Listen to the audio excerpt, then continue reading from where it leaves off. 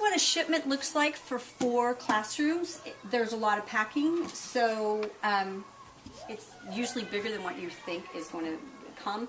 What I recommend before you open any boxes is that you separate your order by teacher or by classroom. So what we've done here is that we've marked by initial the name of the teacher and separated out the boxes. So we've got teacher Hoti with an H, a P for Purnell, S for Spelling, and W for Williams. So first thing before you open a box is separate out by classroom so you don't get duplicates. So the next step is to take each classroom one at a time. I really recommend doing one at a time and using the resources that you have and creating a cafeteria style line. So what we have here is the supplemental building block is the first one, and then our foundation sets, and then our supplemental building blocks. What you want to do is take out all the red bags first and put them at the top of the line. Take out your blue bags, and you're going to keep these separate. These are your library bags that will be used for your library connection event towards the end of the year. So you want to take these out and put these in a safe place. What else you'll find in this box is if you ordered a pocket chart, and we'll go over that later, so that you can put in a separate place. And a lot more packing. But if you have a friend who's moving, they'll be very grateful. And only in the foundation set will you find the implementer manual. And so this is the teacher's guide to implementing the program. And again, keep that on a shelf in a safe place. And then what you'll have left are the books that go with it. And I recommend just making a big stack. And the CDs. And put those in a stack.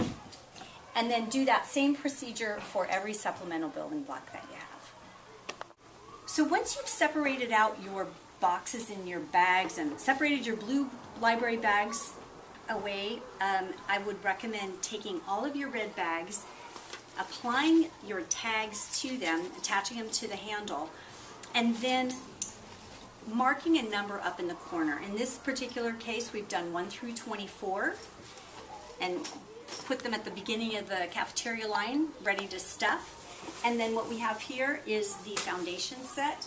We've got a Core A and a Core B English, and then our mixed diversity set, and then the DVDs at the very end. And so the idea of keeping them separate is to give you some flexibility in determining what the makeup of your bag is going to be.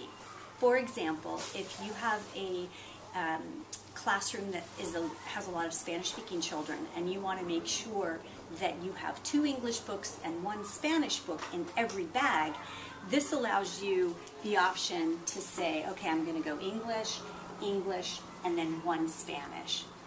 It's up to you.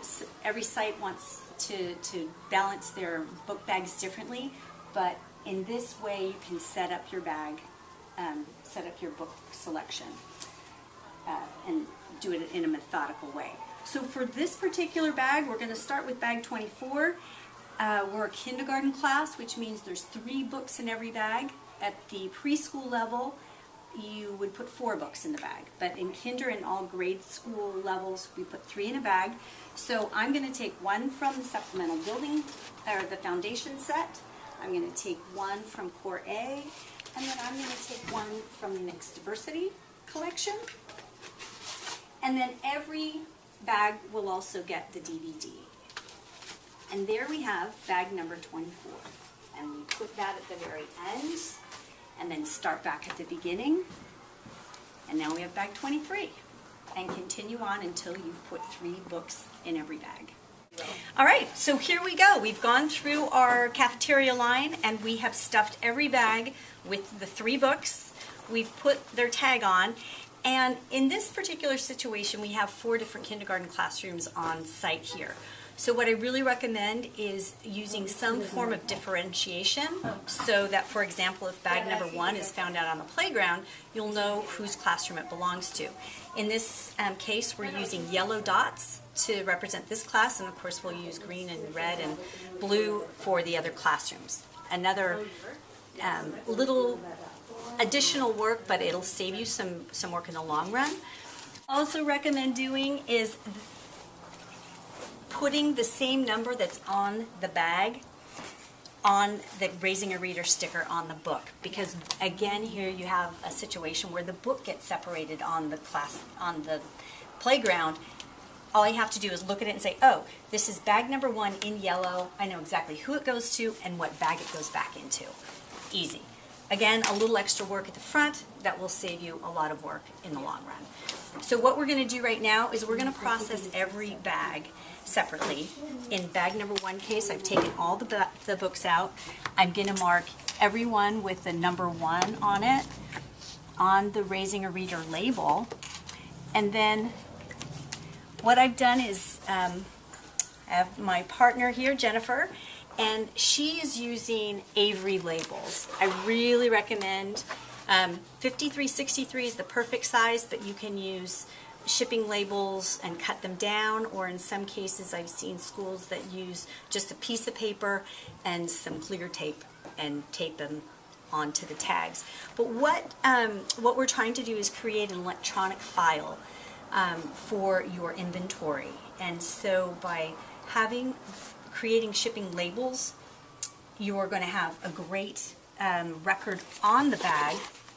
So again, you can look at the book bag when it comes back and say, oh, there's only 2 books that got returned. You'll know immediately which book you're missing. But then if the whole bag gets lost, you'll have an electronic record that you can reference and say, oh, bag number 5 is lost. These are the 3 books that I've lost. So again, I'll say it again, a little extra work up front, but you're going to have an electronic record, you're going to have a color coding system, and it'll make your life easier in the long run. So right now, we've got the templates all set up for these Avery labels, and we are going to open every bag and read the titles for entry. And then once we've got them all entered, we'll just print out the labels and attach them to their corresponding bag. So here it is. This is the master label sheet, and then once you have sat with a buddy or put all the labels in according to the bags, they're ready to put on the bags. And in this case, I'll just show you a final copy of one of them. So we have a Raising a Reader bag with the number 1 on it. It's got a green sticker, which for this particular classroom, it's the green classroom. It has bag number 1, and it has the 3 books that are inside this bag along with the DVD. Also, what this allows you to do is then also have an electronic copy on your computer, and when, for example, someone misses one book out of a bag, you're able to replace that book and recreate a label and relabel the bag. So there you have it. I hope this has been a helpful and instructional video, and happy assembling.